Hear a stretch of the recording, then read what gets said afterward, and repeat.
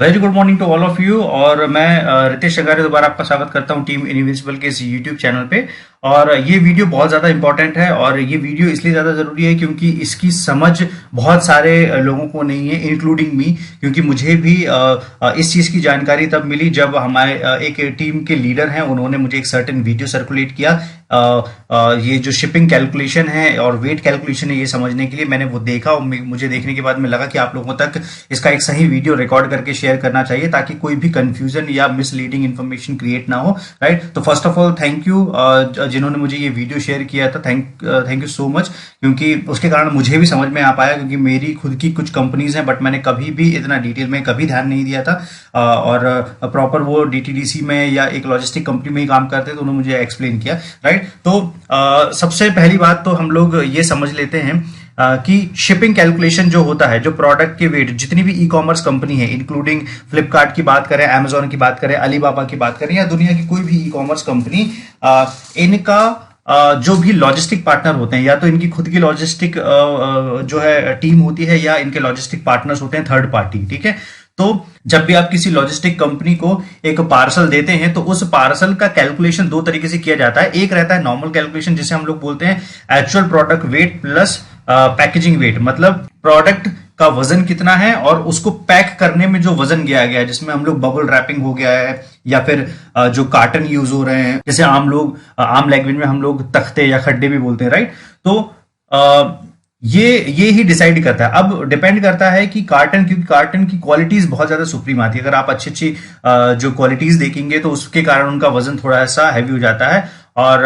एटमी बहुत ज्यादा इन चीजों के लिए ध्यान देता है कि किसी भी तरीके से जो है प्रोडक्ट डैमेज नहीं होना चाहिए और सही तरीके से जो है प्रोडक्ट पहुंचना चाहिए। क्योंकि जब लॉजिस्टिक कंपनीज शिप करती हैं तो एक शिपमेंट एक जगह से दूसरी जगह आने में कई बार होता है कि जो पार्सल है वो डैमेज हो जाता है और टूटी फूटा प्रोडक्ट जो है वो मिलता है। तो एक ई कॉमर्स कंपनी होने के नाते और दूसरी चीज हम लोग डिस्ट्रीब्यूटर हैं, उस चीज के होने के नाते बहुत ज्यादा ध्यान दिया जाता है कि प्रोडक्ट पैकेजिंग बहुत ज्यादा अच्छी हो ताकि प्रोडक्ट एकदम अनटच्ड मिले। कभी वो प्रोडक्ट ऐसा इस तरीके से मिले कि उसे कोई किसी भी तरीके से डैमेज ना हुआ हो। राइट, दूसरा जो शिपिंग का कैलकुलेशन किया जाता है वो कैलकुलेशन किया जाता है actual product weight plus volumetric weight. अब ये एक ऐसी टर्म है, ये ना कस्टमर्स को बिल्कुल भी नहीं पता है और आपको जान के हैरानी होगी कि फ्लिपकार्ट के भी जो सेलर्स होते हैं, फ्लिपकार्ट में भी हम लोग अपने प्रोडक्ट सेल कर सकते हैं। राइट, और अमेजोन में भी सेलर्स होते हैं। तो फ्लिपकार्ट और अमेजोन में जो सेलर्स भी होते हैं, जब वो शुरुआती समय में अपने सॉफ्टवेयर पे, ये बैकएंड पे सारे प्रोडक्ट की इन्वेंट्रीज और उसके वेट वगैरह सेट करते रहते हैं, तो उन्हें भी नहीं पता रहता है कि कस्टमर को कितना चार्ज करना है। लेकिन जब बिलिंग आती है उनके पास में, तब उन्हें पता चलता है कि ये पैकेजिंग वेट के हिसाब से चार्ज नहीं किया गया है, ये वॉल्यूमेट्रिक वेट के हिसाब से चार्ज किया गया है। अब बड़ी बात क्या है कि कंपनी खुद जो कंपनीज हैं उन कंपनीज का कंट्रोल नहीं होता है, क्योंकि शिपिंग कंपनीज के हिसाब से ही ये वॉल्यूमेट्रिक वेट जो है वो कैलकुलेट किया जाता है। तो एक तो साधारण वेट हो गया, जो मैंने आपको पहली वाली कंडीशन बताई। साधारण वेट सिर्फ ये हो गया कि प्रोडक्ट का वेट प्लस पैकेजिंग का वेट, मतलब जो हम लोग आम तरीके से समझते हैं इसी तरीके से। और ये हमारी समझ की ही प्रॉब्लम है। अगर हमें शायद सही जानकारी पता हो, मुझे भी नहीं पता थी लेकिन मुझे समझ में आया तो मुझे लगा कि ये वीडियो क्रिएट करना चाहिए। दूसरा होता है वॉल्यूमेट्रिक वेट। वॉल्यूमेट्रिक वेट का कैलकुलेशन होता है जो बॉक्स पे पैकेजिंग की जाती है, उस बॉक्स की हाइट, विड्थ और लेंथ डिवाइडेड बाय 5000। ये एक फॉर्मूला होता है। इस फॉर्मूले के थ्रू जो है एक प्रोडक्ट का वेट डिसाइड किया जाता है। अब दिक्कत क्या होती है, जब रियल वेट ऊपर वाले कैलकुलेशन के हिसाब से निकलता है, जैसे हम लोगों ने प्रोडक्ट पैक किया, उसको तौला और वो तौलने के बाद में जो निकाला, तो मान लीजिए कि 400 ग्राम का प्रोडक्ट और पैकेजिंग के साथ में वेट निकला। लेकिन आप वॉल्यूमेट्रिक वेट अगर आप देखोगे तो उसका वॉल्यूमेट्रिक वेट 1.5 से 2 किलो तक भी पहुंच जाता है। ठीक है, क्योंकि वो बॉक्स की लेंथ, हाइट और ये सब चीजें जो है वो मैटर करती हैं उसमें, है ना। तो दिक्कत यही हो जाती है कि अगर किसी कंपनी ने बहुत बोलना चाहिए एक कंप्रेस पैकेजिंग नहीं की है, बहुत एक छोटी पैकेजिंग नहीं की है, तो उसमें वॉल्यूम पे, उसके जो वेट पे जो है असर पड़ता है। ठीक है, अब पूरा जो मेजर डिफरेंस आता है वो दो ही कारणों के कारण आता है। एक नॉर्मल कस्टमर की समझ होती है कि पैकेज वेट के हिसाब से चार्ज किया जाता है, जबकि वो वॉल्यूमेट्रिक वेट के हिसाब से चार्ज किया जाता है। यही जो कंफ्यूजन है वो कंफ्यूजन होता है फ्लिपकार्ट और अमेजोन के सेलर्स में भी। जो फ्लिपकार्ट और अमेजोन में सेलर्स भी होते हैं वहां पे भी ये डिफरेंस आता है। और इनफैक्ट जिनकी ई कॉमर्स कंपनीज भी हैं, तो ये छोटे पार्सल में समझ में नहीं आएगा। जैसे अब मेरा एक टी शर्ट ब्रांड है, तो वहां पे आपको समझ में नहीं आएगा, क्योंकि उसमें वो पैकेज, अगर आप एक टी शर्ट का बेचते हो तो हम लोग एक पॉलिथीन पे बेचते, तो आज तक हमें वो समझ में नहीं आया, राइट। और इसलिए मैं बोल रहा हूँ कि ये भी मेरे लिए एक नई चीज थी। तो समझ में क्यों नहीं आया, क्योंकि जब हम लोग टी शर्ट पैक करके भेजते हैं तो एक सिंपल एक जो पैक होता है, आप जिसको बोल सकते हैं कि एक बहुत अच्छी स्ट्रॉन्ग पॉलिथीन आती है, और उस पॉलिथीन में जो है वो टी शर्ट रैप करके भेजी जाती है बबल रैपिंग के थ्रू। तो वॉल्यूमेट्रिक वेट उस पर लगता ही नहीं है, बिल्कुल भी नहीं लगता है, ठीक है। तो हमें नॉर्मल पैकेजिंग के हिसाब से ही वेट लगता है। अब वॉल्यूमेट्रिक वेट में कंपनी का बिल्कुल भी कंट्रोल नहीं होता, सिर्फ और सिर्फ लॉजिस्टिक कंपनीज का ही कंट्रोल होता है। लॉजिस्टिक कंपनीज ही इस हिसाब से चार्ज करती है। इसके अलावा बहुत सारे दूसरे फैक्टर भी होते हैं, डिस्टेंस कितनी है एक जगह से दूसरी जगह की।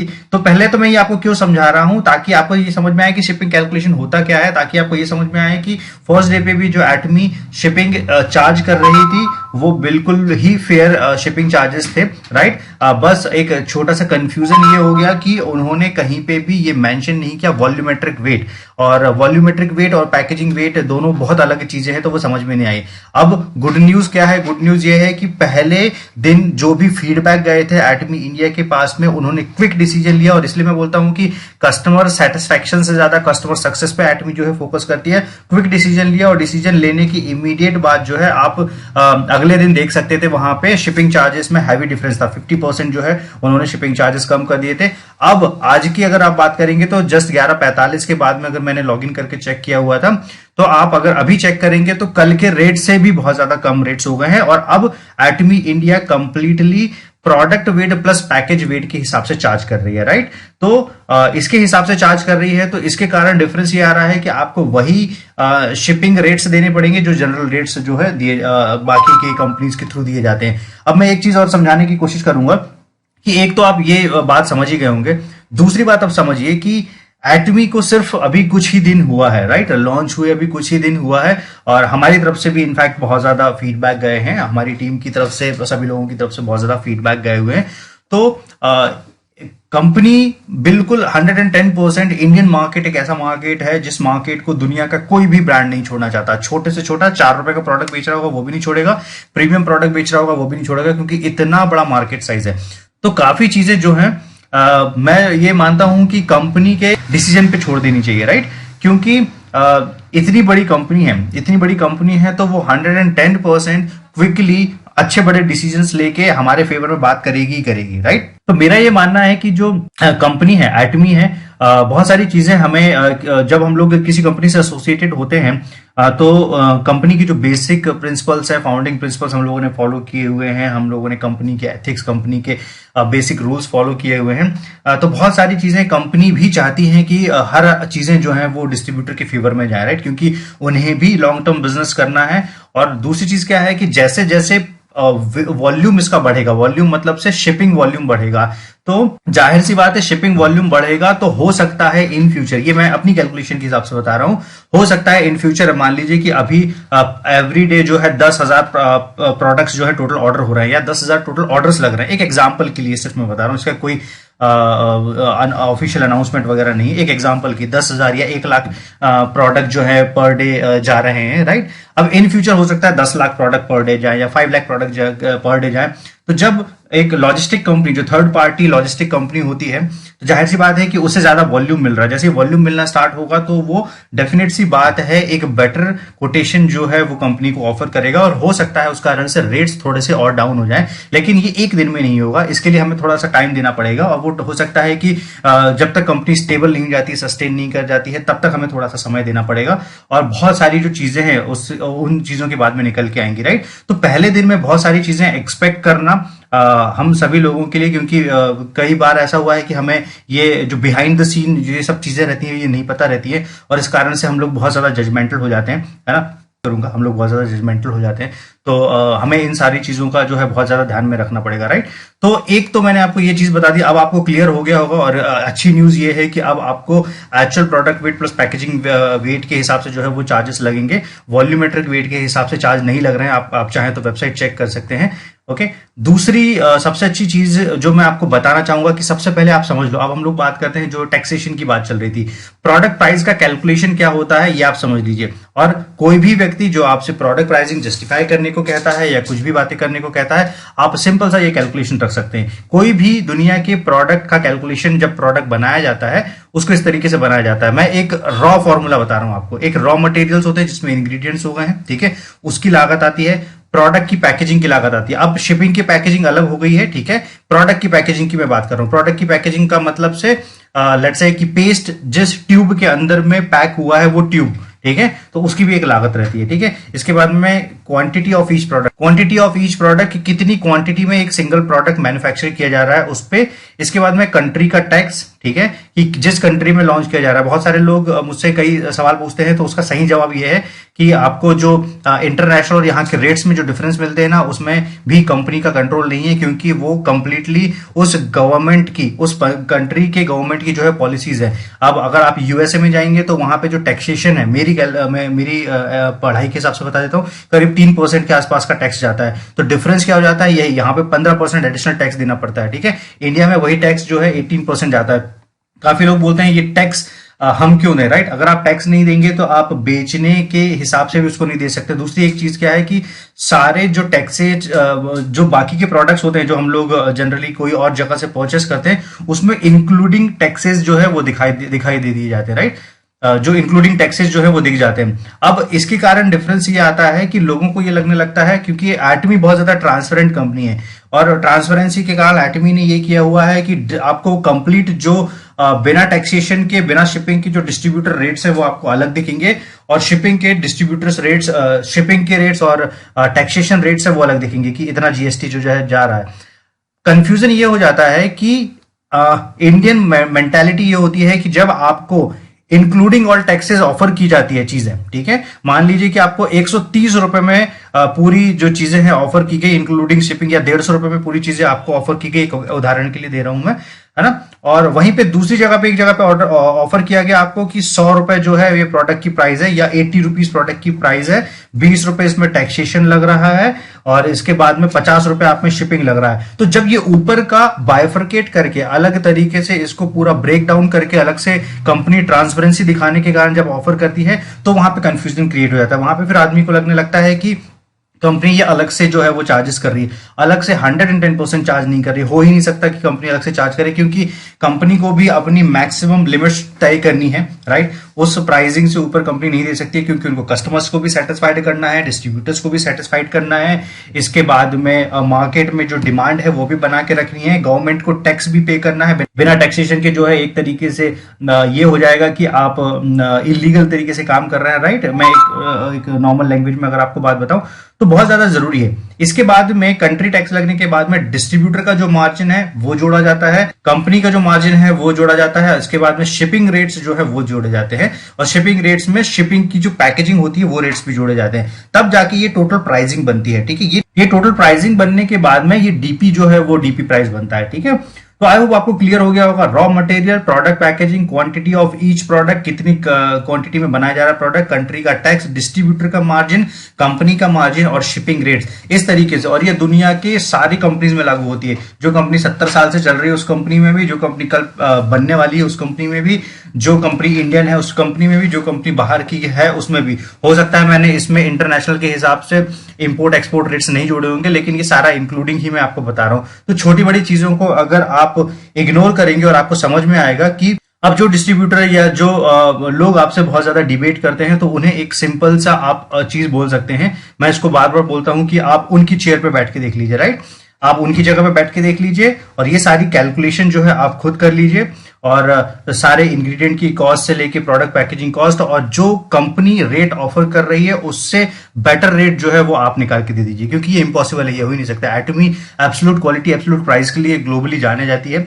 तो कंपनी जो आपको रेट्स दे रही है वो रेट उस क्वालिटी पे, वर्ल्ड की बेस्ट क्वालिटी पे, इससे सुप्रीम क्वालिटी कहीं पे भी अवेलेबल नहीं है, उस क्वालिटी पे आपको कहीं पे भी नहीं दिए जा सकते, राइट। इस तरीके से डीपी कैलकुलेट होता है। अब ये मेरे दो जो पॉइंट थे ये बहुत मेजर पॉइंट थे कि आपको एक तो शिपिंग कैलकुलेशन समझना पड़ेगा, दूसरा आपको समझना पड़ेगा कि जो कंपनीज हैं वो कंपनीज का प्रोडक्ट प्राइस कैलकुलेशन किस हिसाब से होता है। ये डीपी बनता है। फिर डीपी के बाद में अगर आपको एमआरपी बनाना है तो एक डिसेंट मार्जिन जो है वो दिया जाता है 15 से 20% या 20 से 25% का, और उसके इसमें ऐड ऑन करके जो है एक एमआरपी डिसाइड किया जाता है। तो इस तरीके से प्रोडक्ट का कैलकुलेशन होता है।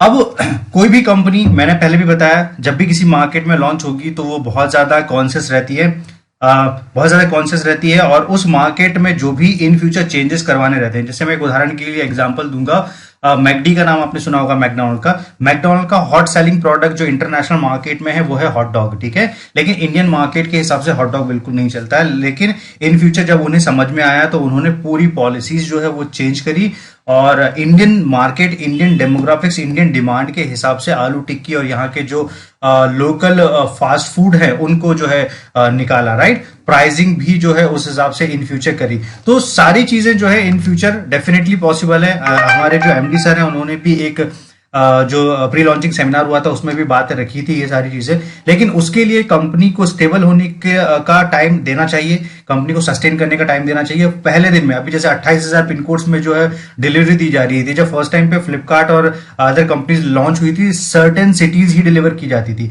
ठीक है। पहली बार जब फ्लिपकार्ट ने बुक्स की डिलीवरी स्टार्ट करी थी तो 200 रुपए की बुक्स पे जो है शिपिंग चार्जेस लग जाया करते थे, 300 रुपए 400 रुपए के आसपास, तो 600 रुपए के आसपास की वो बुक पड़ा करती थी। जब अमेजॉन इंडिया में लॉन्च हुआ था तो इंडियन मार्केट के हिसाब से उनको बहुत सारी चीजें जो है नई अडॉप्ट करनी पड़ी।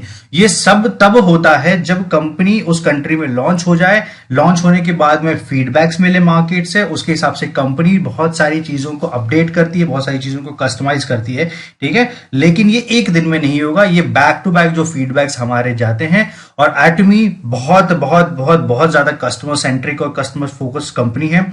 बहुत ज्यादा ध्यान दिया जाता है यहाँ पे, कस्टमर को किसी भी तरीके की प्रॉब्लम नहीं होना चाहिए। प्रोडक्ट यूज के एंड पे आप बात कर लीजिए या कोई और दूसरे एंड पे बात कर लीजिए, राइट। तो सभी चीजों का यहाँ ध्यान दिया जाता है और सभी चीजों को जो है शॉर्ट किया जाता है। तो ये मेरा, आई होप ये जो क्विक वीडियो है ये आपके लिए हेल्पफुल रहा होगा। इसको टीम पे शेयर करें क्योंकि ये कंफ्यूजन ना बनने दें।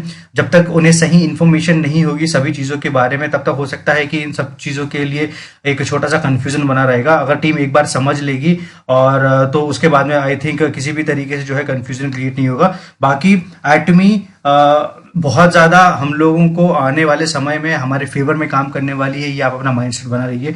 छोटी छोटी चीजों को लेके हम लोग इम्पेशेंट ना हो, पेशेंस रखें।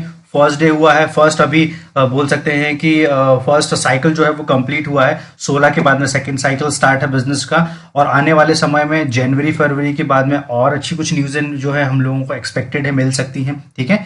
उन सारी चीजों के लिए रेडी रहिए, फ्यूचर अपॉर्चुनिटीज के लिए रेडी रहिए। फ्यूचर में यू नेवर नो कि और क्या अच्छे सरप्राइजेज जो है एटमी इंडिया की तरफ से आ सकते हैं। लेकिन अगर हम लोग फर्स्ट डे में ही बहुत ज्यादा इंपेशेंट हो जाएंगे तो आप समझिए कि बिजनेस आपके लिए करना बहुत ज्यादा चैलेंजिंग हो जाएगा, और आपको वो जॉब वाले माइंडसेट से हटना ही पड़ेगा। तब जाके आप नेटवर्क मार्केटिंग ही क्या दुनिया के कोई भी दूसरा बिजनेस है तभी आप कर पाएंगे, जब आप उस माइंडसेट से हटेंगे, राइट। तो ये छोटा सा मेरा जो वीडियो है वो आई होप आपके लिए काम आया होगा। और एटमी क्विक फीडबैक पे जो है क्विक डिसीजन लेती है, क्विकली हमें जो है सर्विस देती है।